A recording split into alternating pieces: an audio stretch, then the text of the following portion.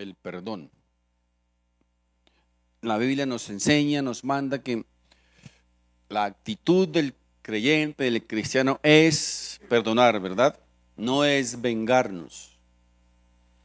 Miren, cuando nosotros tratamos de vengarnos de alguien que nos ofendió, que nos lastimó, para yo vengarme de alguien, yo tengo que descender hasta donde él está, ¿verdad? Para ir y vengarme. Pero cuando yo le perdono, yo lo traigo hasta donde yo estoy para perdonarlo. Esa es y debe ser la actitud del creyente. Vamos a leer un texto bíblico, Mateo capítulo 6, verso 14, dice la palabra de Dios. Porque si perdonáis a los hombres sus ofensas, os perdonará también a vosotros vuestro Padre Celestial. Fíjense la importancia, la necesidad de perdonar.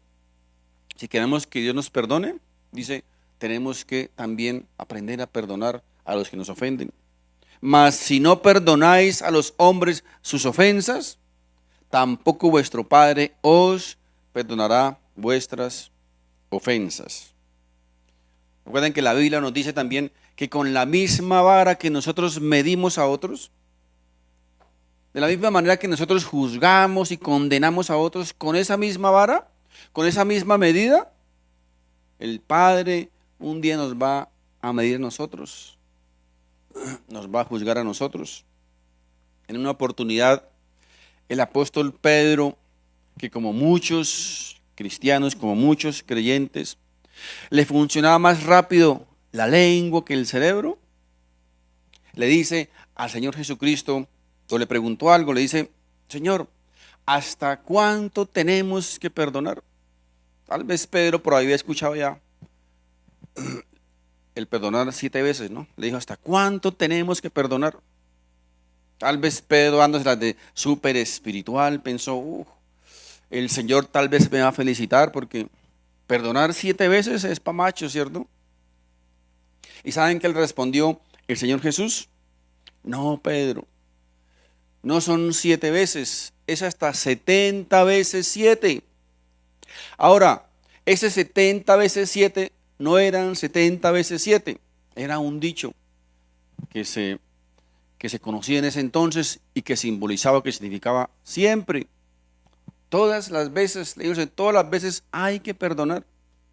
Aquí el Señor, recalcándole a Pedro y a sus discípulos y a todos nosotros hoy día, el perdón como un estilo de vida, el perdón como una actitud de vida, es decir, ese debe ser nuestro estilo de vida como creyentes, como cristianos, el perdonar.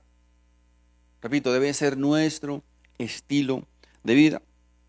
Cuando hacemos, mis hermanos, del perdón nuestro estilo de vida, cuando podemos entender eso, entonces cuando la ofensa llega a nuestra vida, cuando llegan las heridas, cuando alguien nos ofende, ¿saben qué va a pasar automáticamente?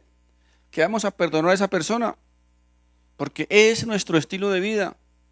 No nos va a costar mucho trabajo el perdonarlo cuando hacemos, oído, del perdón nuestro estilo de vida, nuestra actitud de vida. Algunos dicen, es que no me aman, no me entienden, nadie me quiere. Pero ¿saben qué nos dice el Señor? Tranquilo, tranquilo, no te preocupes. Yo fui el que murió en la cruz para que me amen a mí. Si no nos aman, si no nos quieren, ¿qué podemos hacer? No podemos echarnos a morir por eso. Mis hermanos, entienda esto. El perdón no es una disculpa. El perdón no es lo mismo que pedir disculpas. ¿Sabe cuándo pedimos disculpas?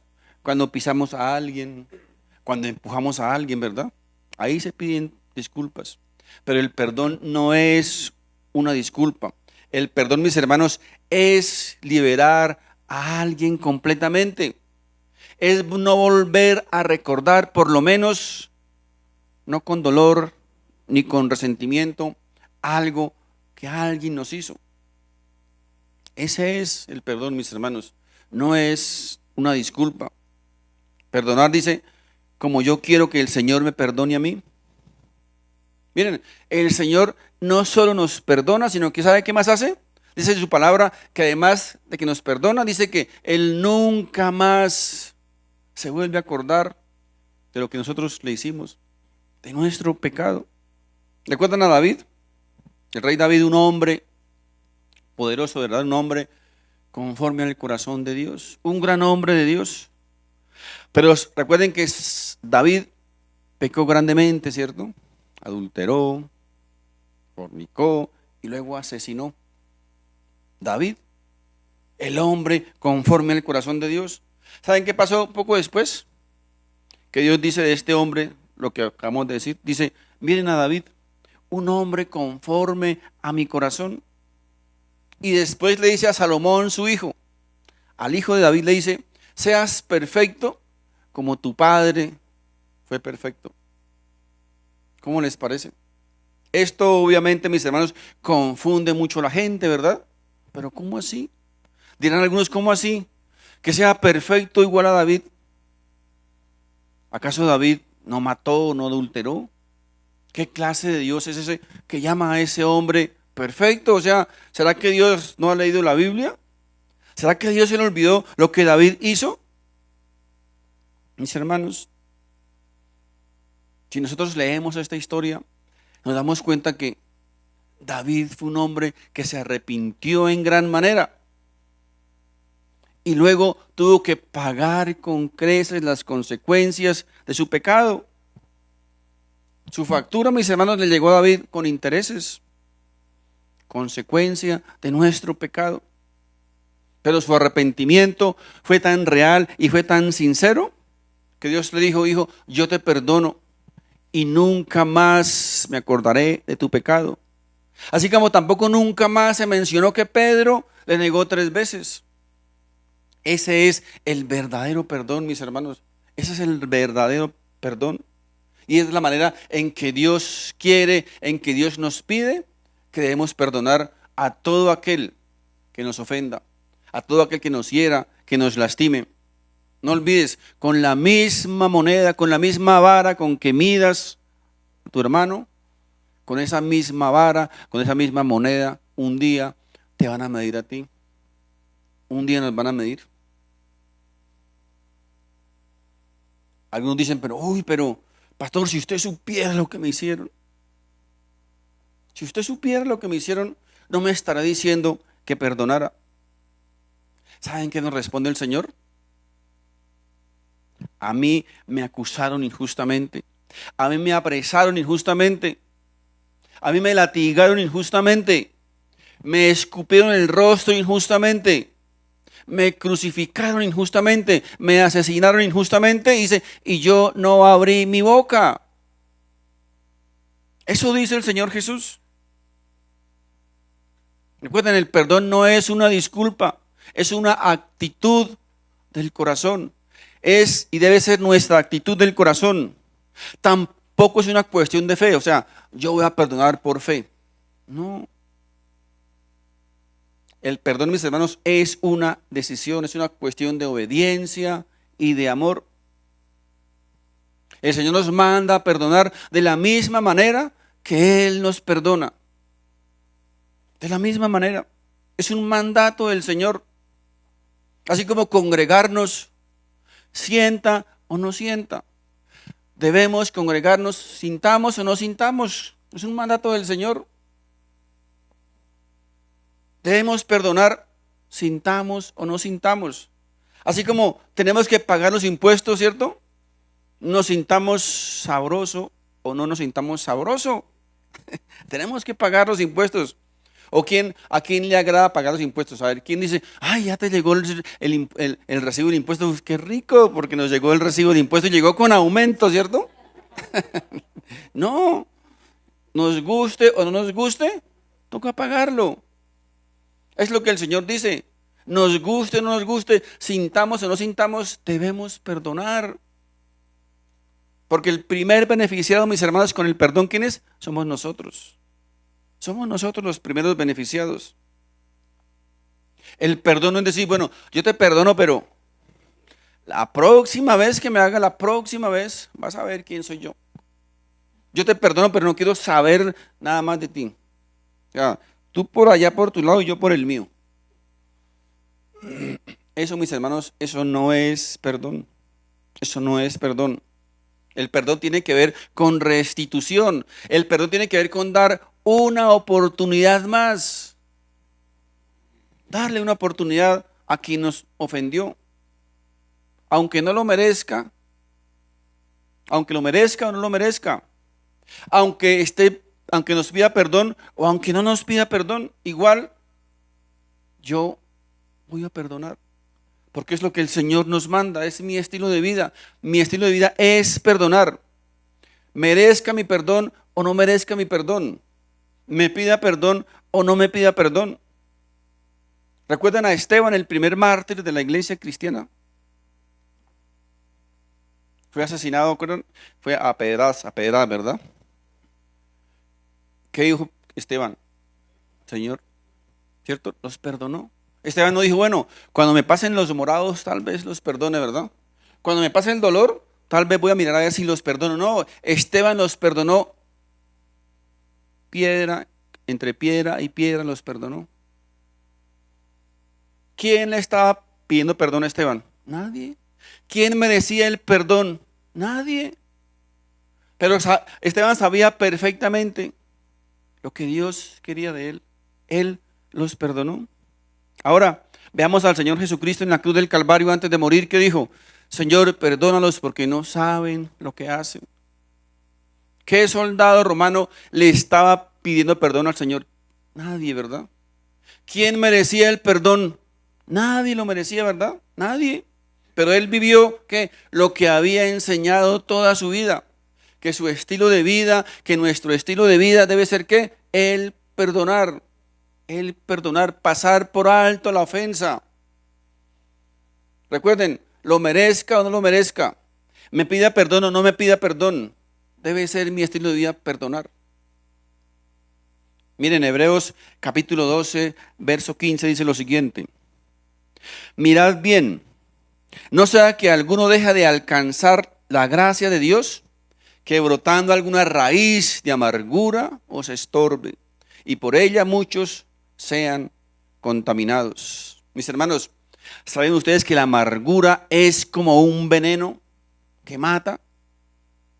De hecho, etimológicamente la palabra amargura viene de un término griego pico. ¿Saben qué significa?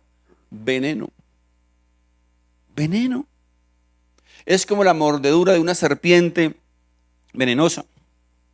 Usemos el ejemplo de una cobra, de una serpiente cobra. Miren, dice que su veneno es altamente letal.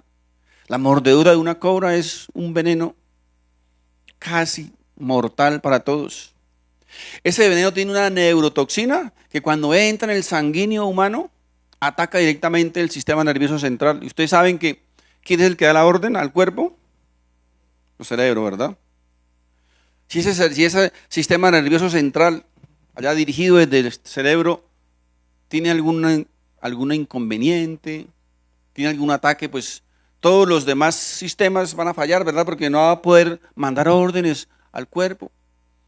Así que cuando ese sistema falla, pues comienzan a fallar todos los demás órganos del cuerpo. Por ejemplo, las cobras, dicen que hay como unas 20 clases de cobras. Hay una específica que llama la cobra, creo que está aquí, la cobra escupidora, una de las más venenosas.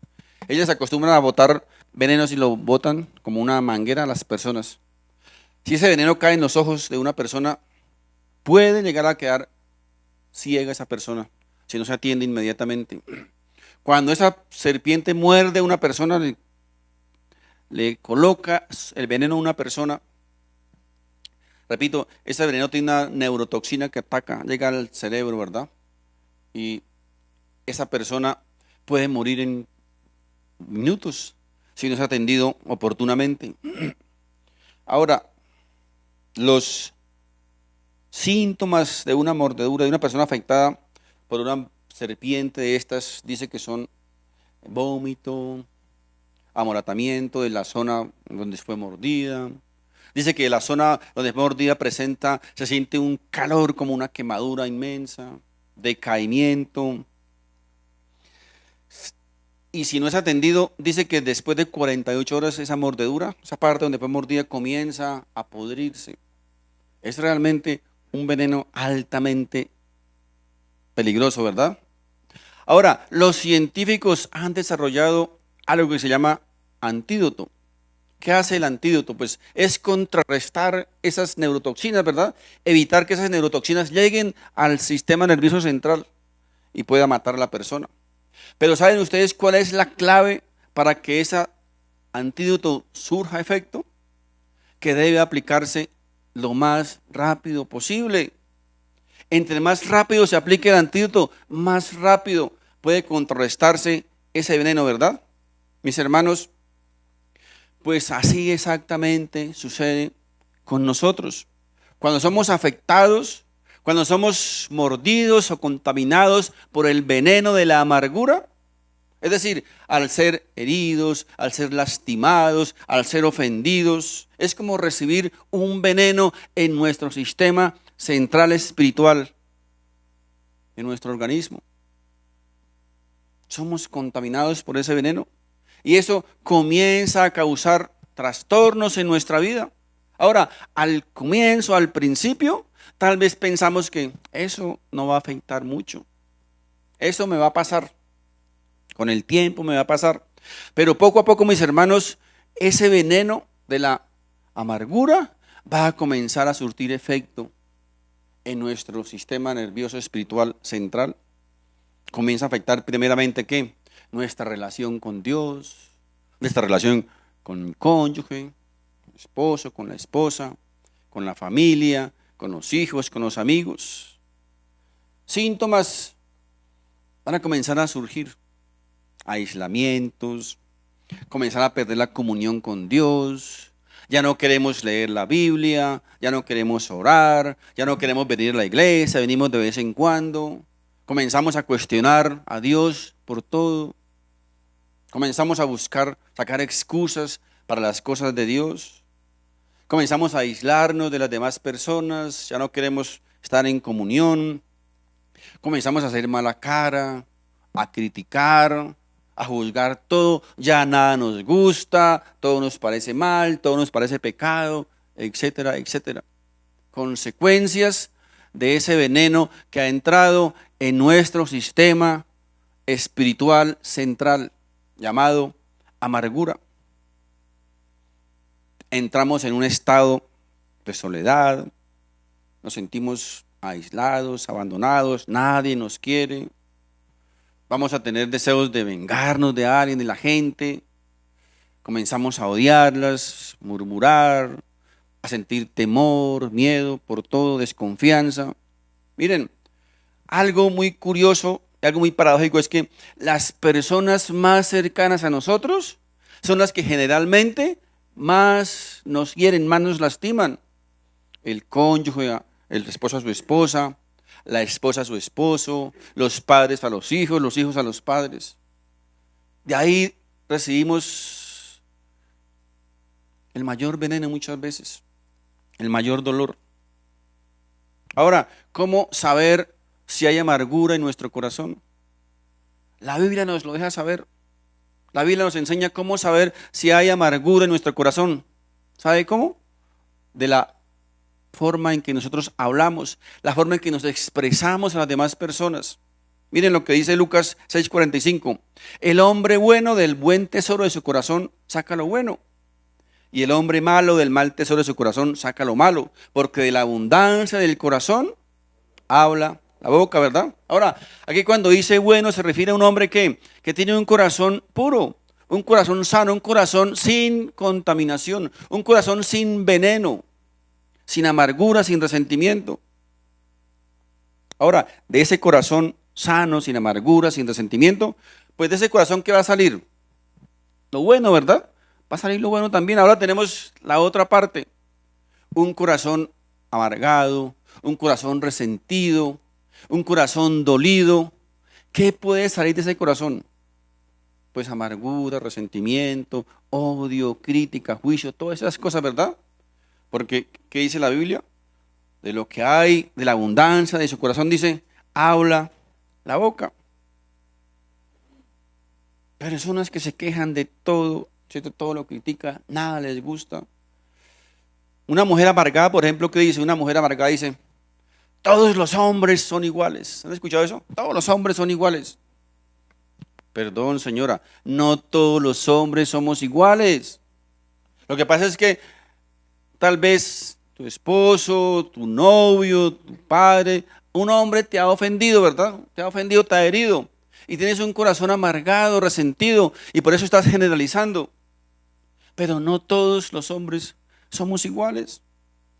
¿Qué dicen algunos cristianos cuando van a una iglesia o vienen a una iglesia y se les dice algo?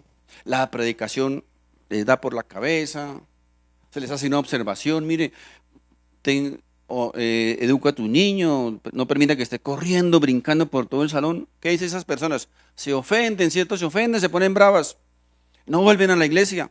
¿Qué dicen? Esos cristianos son una parranda de hipócritas. No, señores. Todos los cristianos no somos hipócritas, ¿verdad? Solo algunos, pero no todos. Están generalizando porque han sido heridos, han sido lastimados. Una señora, por ejemplo, resentida contra su esposo, ¿qué hace? Va y le cuenta a sus amigas lo que su esposo le hizo. Le cuenta a su familia lo que su esposo le hizo. Y como está bien amargada, va y le cuenta a todo el mundo lo que su esposo le hizo. Qué terrible error, ¿verdad?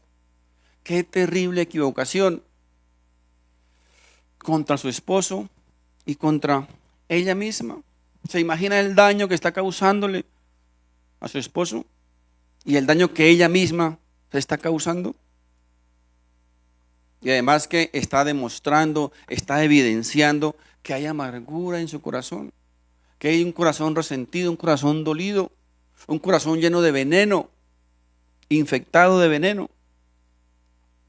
Mis hermanos, miren, la amargura comienza cuando alguien nos ofende, cuando alguien nos hiere, cuando alguien nos lastima y nosotros no perdonamos inmediatamente. Entonces, esa ofensa se convierte en dolor, ese dolor en amargura, y esa amargura se convierte, mis hermanos, en angustia del alma. Y esa angustia del alma nos lleva a convertirnos en personas hipersensibles, criticonas, juzgonas, mal habladas, mal encaradas. Eso, mis hermanos, es muestra de que hay veneno en nuestro torrente sanguíneo espiritual. No se le ha aplicado el antídoto, que es ¿qué? El perdón. El perdón es el antídoto para toda amargura. Miren, lo más triste y delicado, mis hermanos, es que normalmente gente amargada, gente dolida, gente resentida, siempre va a afectar, siempre va a lastimar a otras personas, siempre. Todas las personas que están junto a esa persona se va a ver afectada y contaminada por ese veneno, por esa amargura, por ese dolor. Y esa no es la clase de vida en abundancia que Dios quiere, mis hermanos, para nosotros. Tenemos que, mis hermanos, aprender o rechazar cualquier tentación, oído, rechazar cualquier tentación de abrazar la ofensa.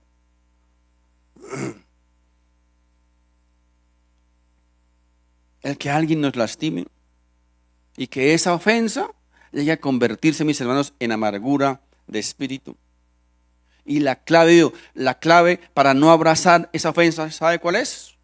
El aprender a perdonar inmediatamente. Esa es la clave, mis hermanos, aprender a perdonar la ofensa inmediatamente y no permitir que esa ofensa se convierta en amargura. Ahora, tal vez alguien se pueda preguntar, sí, pero ¿cómo hago para perdonar? Es tan difícil si es que usted no sabe lo que me hicieron.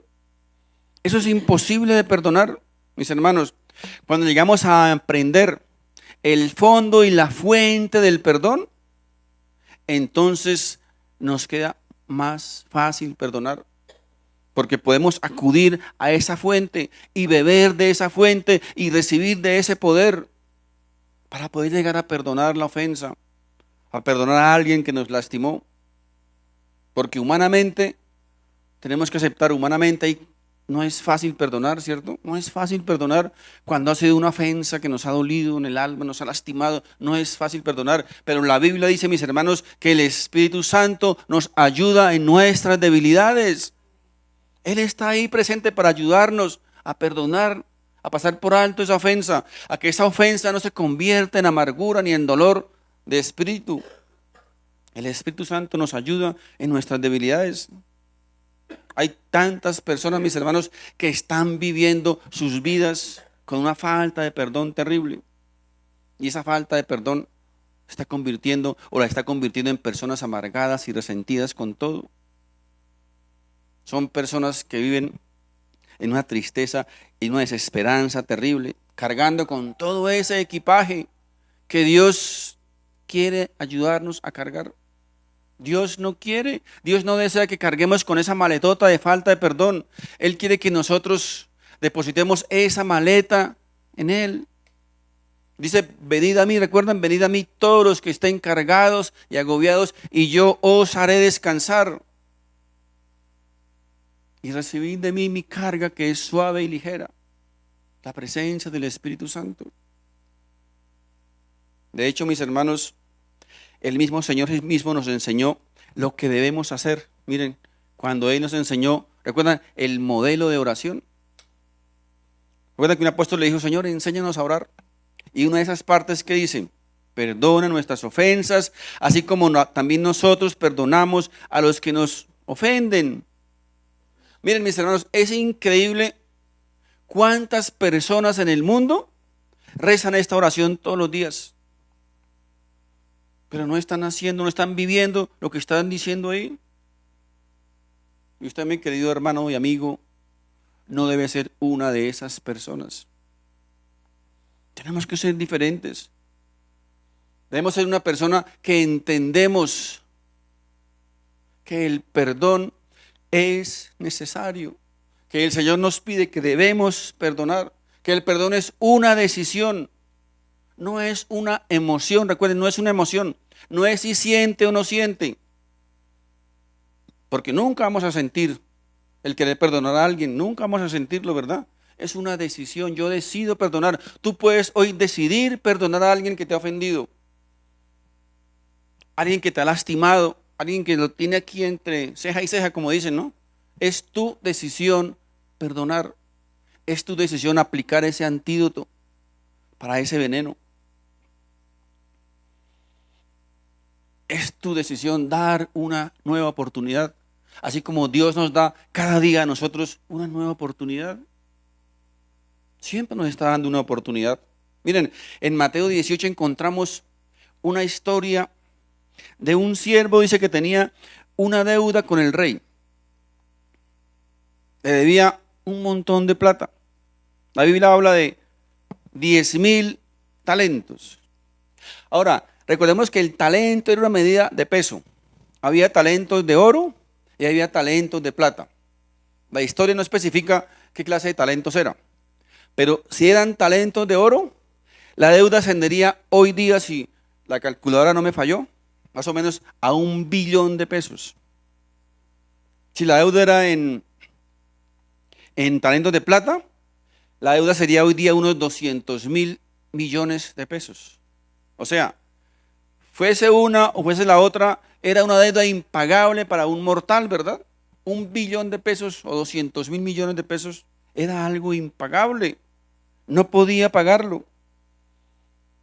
Y dice la historia que el rey dice, lo llama a su siervo, págueme lo que me debe. Y dice, como haríamos nosotros, si no, ¿de dónde? ¿De dónde pago yo 1 billón de pesos? Dice que el rey le dijo, listo, tráigame a su familia, a su esposa, a sus hijos, tráigamelos porque van a ser mis esclavos. Esa era la ley en aquel entonces.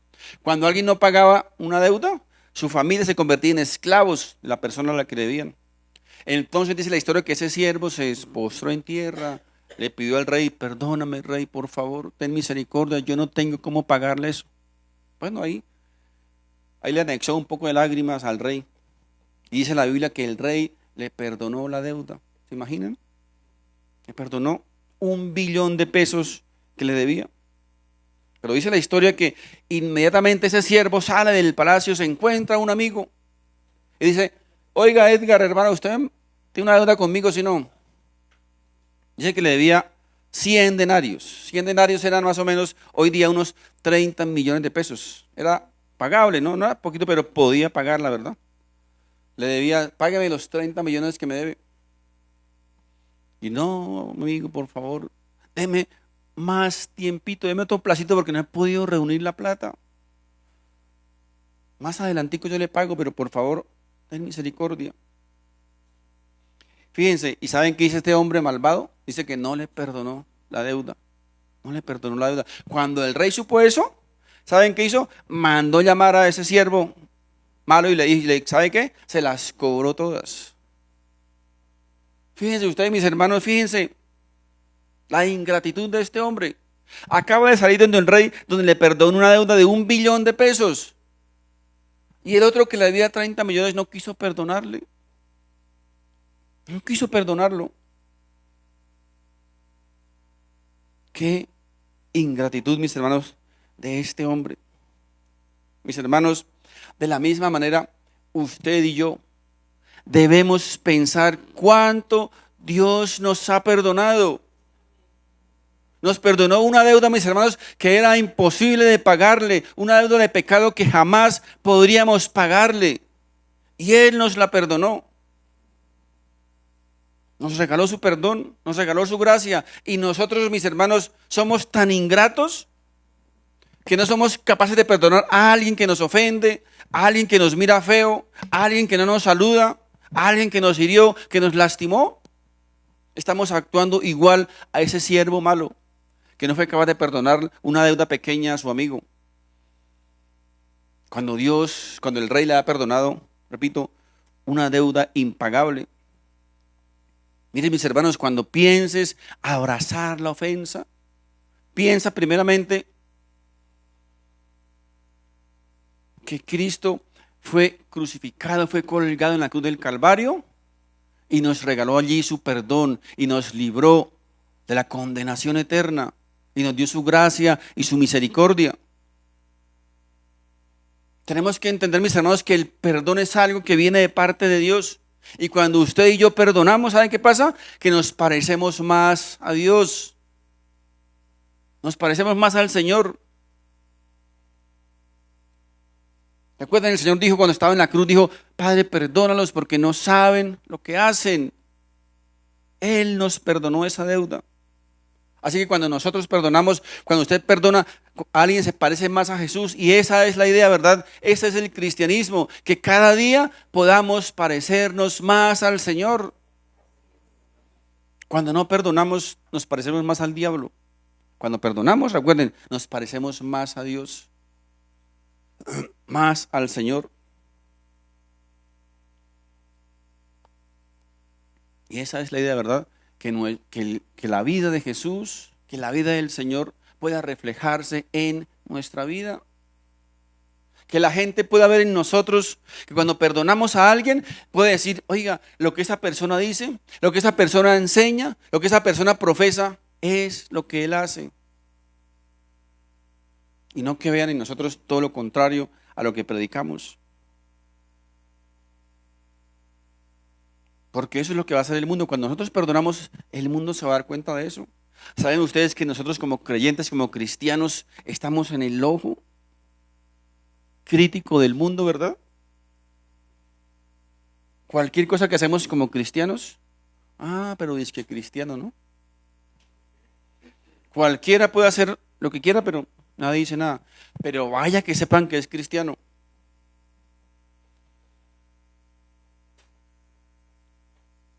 Entonces imagínense un policía en la calle haciendo por ahí sus necesidades detrás de un poste, ¿sí no? Tremendo, ¿verdad? Por las redes, Face, Instagram, TikTok, tú. Sale de una vez, ¿verdad? Pues policía, mire. Pero es lo que vemos todos los días, la gente haciendo sus necesidades en la calle y nadie dice nada, ¿verdad? Así somos nosotros, mis hermanos, como cristianos. La gente nos está mirando qué hacemos. Por eso, mis hermanos, nuestra necesidad de buen testimonio. El vecino del apartamento, cuando escucha los gritos del cristiano, dice que cristianos. Cuando escucha las palabrotas de los vecinos cristianos, ¿Usted cree que esa persona, ese vecino, va a venir a la iglesia cuando usted lo invite a venir a la iglesia? Más bien venga aquí en el apartamento, yo le doy clase de cristianismo, ¿sí no? ¿Cómo tratamos a nuestra esposa, a nuestros hijos? ¿Cómo los hijos se dirigen a su esposo? Mire, esas cosas del mundo nos está viendo. Y va a decir, ese cristianismo no sirve para nada. Es mejor no ser cristiano. Vivo yo mejor sin ser cristiano. Entonces, ¿para qué voy a hacer lo que dice la gente? Yo vivo mejor que esa persona que es cristiana, entonces, ¿para qué voy a la iglesia? ¿Para qué me hago cristiano si yo vivo mejor que ellas? Nosotros, mis hermanos, nosotros debemos reflejar en nuestra vida a Cristo cada vez más, parecernos a Cristo cada vez más. Fácil no es, ¿verdad? Fácil no es, porque nos equivocamos cada momento, ¿verdad? Pero esa equivocación, esos errores nos deben doler, nos deben doler. Y acercarnos y beber de esa fuente de misericordia, la fuente del perdón, el poder de Dios. Recuerden, la Biblia dice, en Romanos 8:26 dice que el Espíritu Santo nos ayuda en nuestras debilidades. Recuerden, tenemos a alguien que nos ayuda en nuestras debilidades. ¿Me es difícil perdonar a alguien? ¿Me es difícil pasar por alto la ofensa de alguien? ¿Me es difícil pasar por algo a alguien que me hirió, me lastimó? Vayamos a la fuente. El Espíritu Santo de Dios está para ayudarnos en nuestras debilidades, para darnos las fuerzas. Porque humanamente, repito, humanamente es casi imposible perdonar, es imposible perdonar. Sobre todo aquellas ofensas, faltas graves que nos lastimaron, que nos hirieron, que nos han dolido. No es fácil perdonar. Pero dice que Él está ahí presente para ayudarnos en nuestras debilidades. Acudamos a la fuente, que es el poder del Espíritu Santo. Es el único que puede ayudarnos. Recuerden, mis hermanos, el antídoto para el veneno de la amargura es el perdón. Y entre más rápido lo coloquemos, más rápido seremos sanados. Amén. Quiero invitarles para que nos pongamos de pie, por favor. Quiero invitar al grupo de alabanza para terminar con este cántico. Padre Santo, en el nombre de Jesús, bendito Dios, te damos las gracias, Señor. Gracias por tu palabra, Señor. Gracias porque tu palabra es ese alimento que llega a nuestro espíritu. Tu palabra, Señor, nos fortalece, nos redarguye. Tu palabra nos exhorta, pero tu palabra, Señor, también nos ayuda, nos alienta y nos fortalece. Gracias, bendito Dios, porque un día, Señor, tú moriste en la cruz del Calvario, tú derramaste tu sangre preciosa y nos regalaste tu perdón. Nos libraste de la condenación eterna, nos pasaste de muerte a vida, de oscuridad a luz. Y gracias a ese sacrificio, hoy podemos tener la esperanza, la seguridad y la confianza de que el día en que tú nos llames a tu presencia, vamos a estar allí al lado tuyo, Señor. Gracias a tu perdón. Gracias a que tú pasaste por alto nuestra ofensa, nuestro pecado. A que tú te olvidaste y te olvidas cada vez que nos perdonas de nuestro pecado. Señor, ayúdanos a aprender a perdonar como tú nos perdonaste, Señor. Ayúdanos, Padre Santo, a pasar por alto la ofensa. Ayúdanos, Padre Santo, a no abrazar esa ofensa. Ayúdanos, Padre Santo, a no dejar albergar en nuestro corazón ninguna raíz de amargura. Como tu palabra nos dice, Señor, esa amargura, ese veneno que puede entrar en nuestro torrente sanguíneo espiritual y evitarnos disfrutar esa vida en abundancia que tú tienes y que tú quieres para cada uno de nosotros. Padre Santo, ayúdanos a traer a memoria, Señor, tal vez aquella persona que nos ha ofendido, tal vez sea un ser querido, tal vez a un familiar, un amigo, alguien cercano. Tal vez haya sido hace mucho tiempo, tal vez aún nuestra niñez hemos sido lastimados. Y tal vez sin querer hemos albergado en nuestro corazón esa raíz de amargura, ese veneno. Y ese veneno tal vez está surtiendo efecto en nuestra vida, en nuestro corazón, Señor. Padre Santo, ayúdanos a traer ese perdón, ayúdanos a restituir. Ayúdanos, Padre Santo, a poder dar otra oportunidad cada vez que seamos ofendidos y lastimados. Ayúdanos, Padre Santo, que con nuestro perdón podamos traer libertad también a un alma. Ayúdanos a librarnos, primeramente nosotros, de toda esclavitud, de falta de perdón, y liberar también a otras personas. Ayúdanos, Padre Santo, siempre a recordar en todo momento la manera en que tú nos has perdonado, y también tener presente que de la manera en que nosotros perdonemos, con la vara que nosotros midamos a otros, un día también tú nos vas a medir a nosotros. Padre Santo, ayúdanos a liberarnos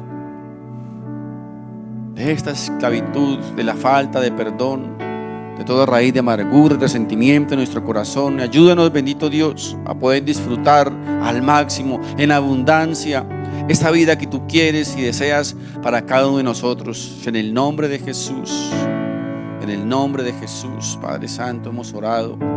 Amén y amén. Si este mensaje ha sido de bendición para tu vida, te invito para que te suscribas a este canal, compartas este video con tus familiares y amigos, y así juntos podamos llevar la palabra de Dios. Si vives en Bogotá, te invito a nuestras reuniones presenciales todos los domingos a las 11 de la mañana en la dirección que aparece en pantalla. Dios te bendiga.